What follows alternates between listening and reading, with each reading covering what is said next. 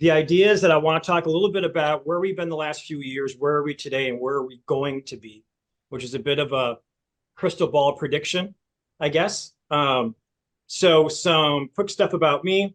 I've been doing this racket now for 27 plus years.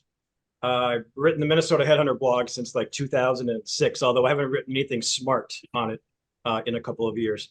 Heavily involved in the Minneapolis, St. Paul technology community, recruiter HR stuff. I'm going to skip all that stuff. You can take a peek at it later. For us who are going to be here today, and then for those who are going to see this afterwards, like look in the chat, see the comments, see what's going on. Our job as the speakers today, I think, is to create the conversation, give you some advice, tell you what's going on. We want you to interact. We want you to ask questions. We want you to walk away with, I want you to walk away with a bit of a roadmap of here's what you could be doing in the next days, weeks, and months. So I want to talk a little bit about us. I'm notorious for not wanting to ask people the question, how are you doing?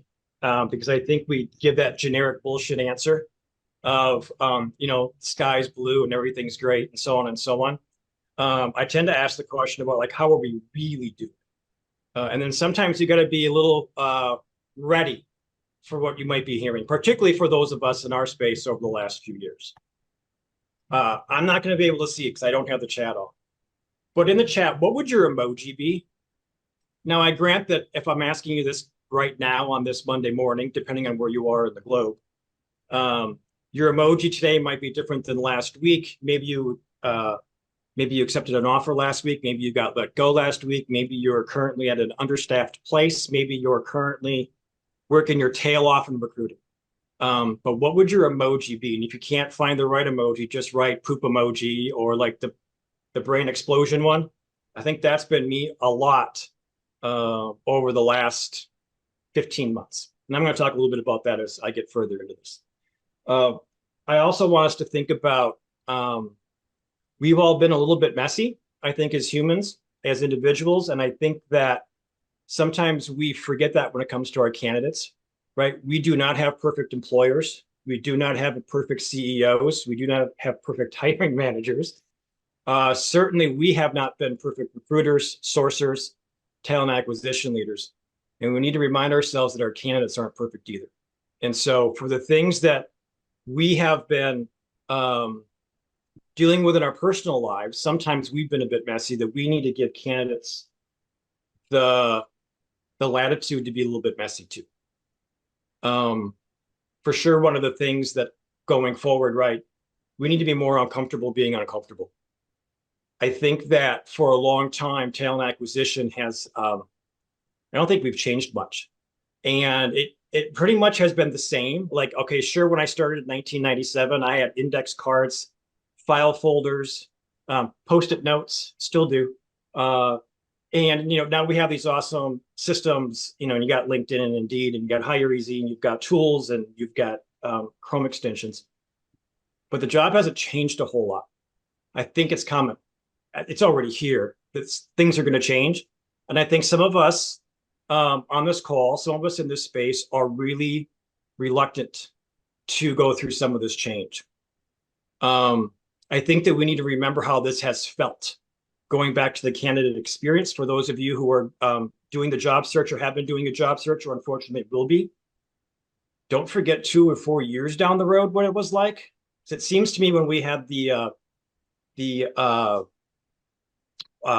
financial crisis of 2008, for the first like 18 months or so, I think our industry remembered what it was like because a lot of us were impacted back then, and then we forgot about it. And so this is my one slide right now. Remember this one 18 months, 3 years from now, when we're in a better time and we're wondering, well, why does someone have a hole in their resume, or why does someone have this gap? Like, this is your reminder.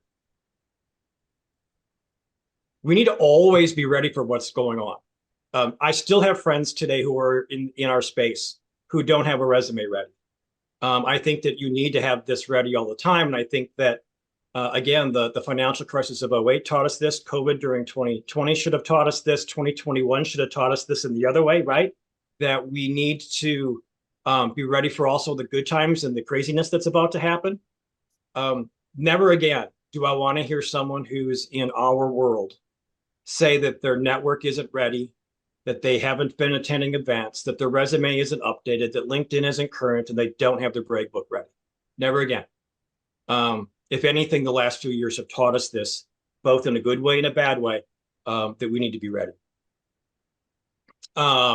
This is my tagline on my email.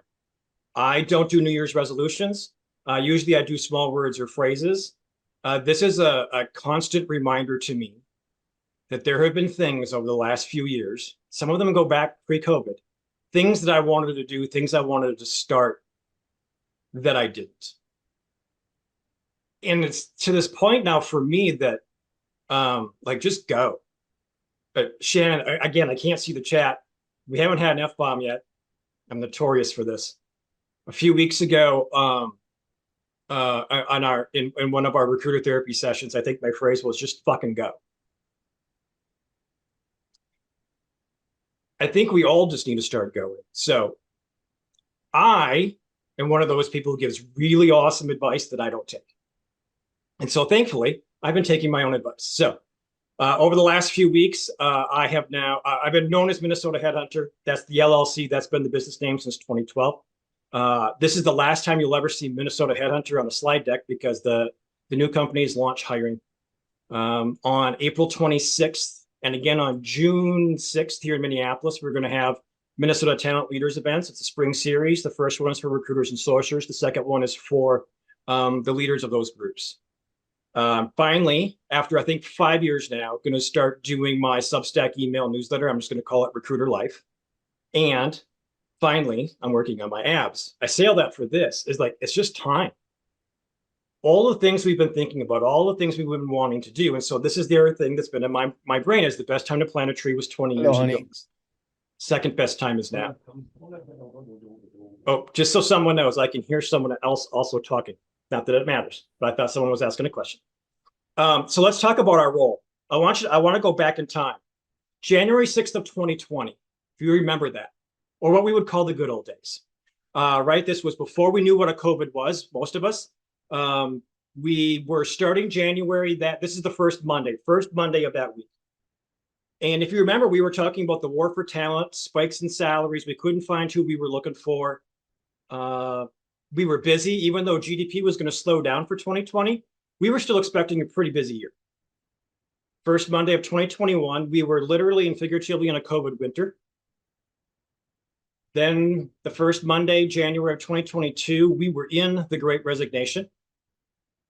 If we go back to a little more than a year ago to that one, we were, depending on where you were, what industry, what region, right? We had the layoffs going on or were about to, depending on where you are in that. And then come back to Monday, first Monday of this year. That's a shitload of change. Like that's a roller coaster that's bonkers if you really think about it. The world has changed, but have we? Have we in recruiting? Have we how we do recruiting? How our messaging is? How we say it?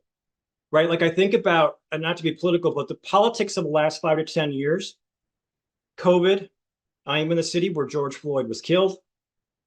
The Great Resignation, now it's the Great Stay, at least for now. Have we changed? I think that when I keep saying that people were, CEOs were talking about, well, we overhired 15% during the Great Resignation. Like, where were the adults? We're the adults. We're the ones who are supposed to be the adults in the room. And now you have companies who have overcut. We need to be the adults in the room and we need to become a talent advisor. No doubt someone's going to talk about this as we go through the day.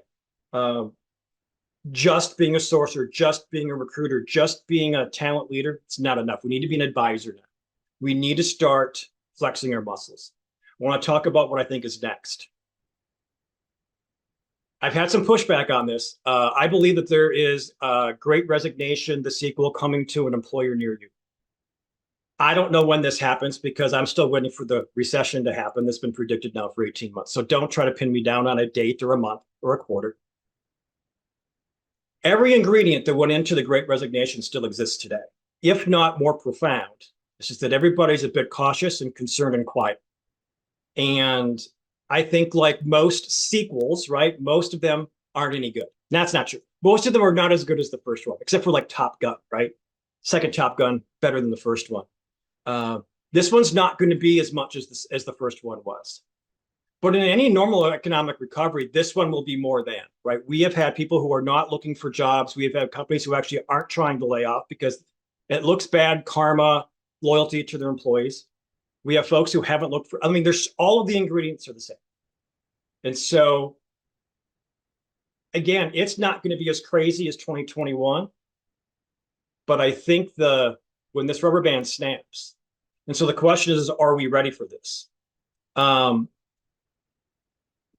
Skip that slide. So here's what I want you to do.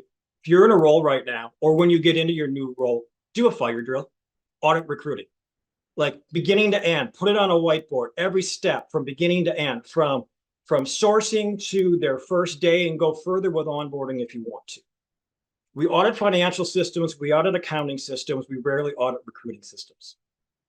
Going back to those first Mondays over the last 5 years, like what's different? Where are the gaps? Where are the gaps that you as candidates have seen as you've been going through the recruiting process? We need to start being predictors, not reactionaries. We need to start knowing the data. We need to start showing the data. We need to start talking about what candidates are actually saying. We need to start telling our leadership teams what's going on instead of being the reactionaries to this.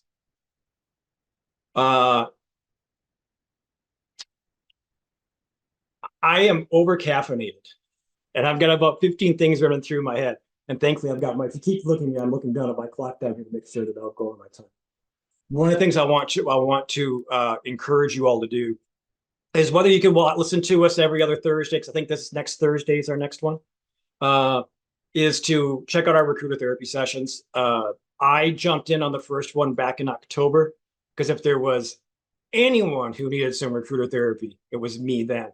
And if you watch some of these sessions over the last months, you have actually seen the progression of me as I've been walking through my journey of things. And can't thank these folks enough. I've also been so full of quotes lately too. Many of us have been talking to ourselves in a way that if someone said that to our parent, our best friend, or our child, we'd freaking kill them. We would hop in a car, we would run over them multiple times, we would call it justified homicide. I don't want to be so like, but that's just true. And I think that we need to start giving ourselves the grace. We need to start being kind to ourselves like we have been to everybody else that's been around us. I hope you enjoy the rest of your day. For those of you who are watching this later online, reach out to the people who are giving the presentations today. I'm a huge fan of all of them.